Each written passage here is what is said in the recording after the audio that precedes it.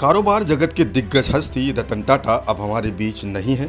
86 वर्ष की उम्र में रतन टाटा ने इस दुनिया को अलविदा कह दिया। रतन टाटा के सबसे करीबी दोस्त और उनके साथ हमेशा साई की तरह खड़े रहने वाले 31 वर्षीय शांतनु नायडू ने भी रतन टाटा को श्रद्धांजलि दी। शांतनु ने रतन टाटा को याद करते हुए लिखा, इस दोस्ती के बाद अब उनके जाने से मेरी जिंदगी में एक खालीपन आ गया है, जिसे भरने में मैं अपनी बाकी जिंदगी बिताऊंगा।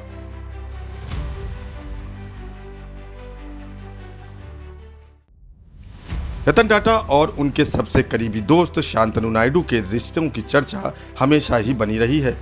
हाल के वर्षों में रतन टाटा अपने सहयोगी के साथ सभी सार्वजनिक कार्यक्रमों में दिखाई देते थे।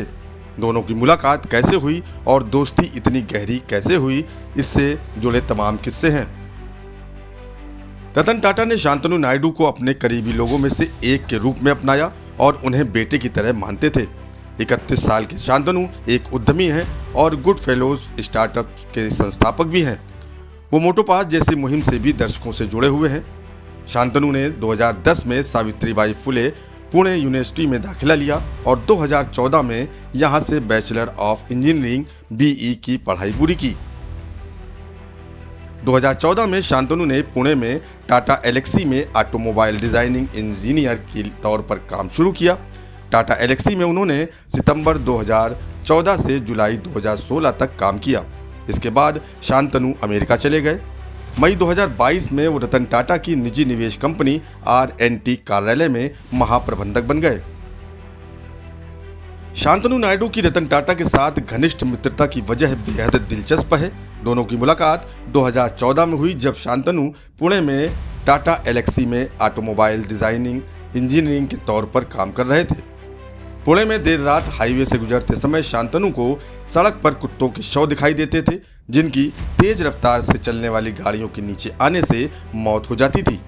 इन घटनाओं ने शांतनु को बहुत परेशान किया और वो सोचने लगे कि आवारा कुत्तों की जान कैसे बचाई जा सके। कई प्रयासों के बाद शांतनु ने एक डॉग कॉलर बनाया। कॉलर को बनाने के लिए शांतनु और उनके मित्रों ने चंदा किया। शांतनु का गली के कुत्तों के लिए रिफ्लेक्टिव कॉलर रात में उनकी जान बचा रहा था और लोग लगातार प्रतिक्रिया भेज रहे थे कि ये एक अच्छी मुहिम है। शांतनु का ये काम टाटा समूह और रतन टाटा तक पहुंच गया, जिनका खुद कुत्तों से काफी लगाव था। एक युवा के इस नेक काम के बारे में टाटा समूह की कंपनियों के न्यूज़ लेटर में लिखा गया और वो रतन टाटा के ध्यान में आया। एक दिन शांतनु को रतन टाटा से मुंबई में उनके कार्यालय में मिलने का निमंत्रण मिला। शांतनु कहते हैं, टाटा ने हमारे काम के लिए बहुत प्यार जताया, क्योंकि उन्हें स्ट्रीट डॉग्स से बहुत प्यार है और उन्होंने मुझसे पूछा था कि हमें किस तरह का सहयोग चाहिए। मैंने कहा था कि हमें किसी तरह का सहयोग नहीं चाहिए, लेकिन हम छात्र हैं, इसलिए उन्होंने जोर दिया और हमारे प्रयास में अघोषित निवेश किया। इस जुड़ाव के बाद शांतनु रतन टाटा के संपर्क में रहे और अक्सर उनसे सलाह और मार्गदर्शन लेते रहे। एक दिन उन्होंने टाटा को कॉर्नेल में MBA करने की अपनी योजना के बारे में बताया। जब शांतनु अपनी डिग्री लेकर वापस लौटे तो टाटा ने उन्हें अपने कार्यालय में शामिल होने के लिए कहा। ये 2018 की बात है और तब से वो उनके कार्यालय में काम कर रहे हैं। शांतनु को उम्मीद है कि वो निकट भविष्य में रतन टाटा से सीखी हुई बातों की सूची संकलित करेंगे।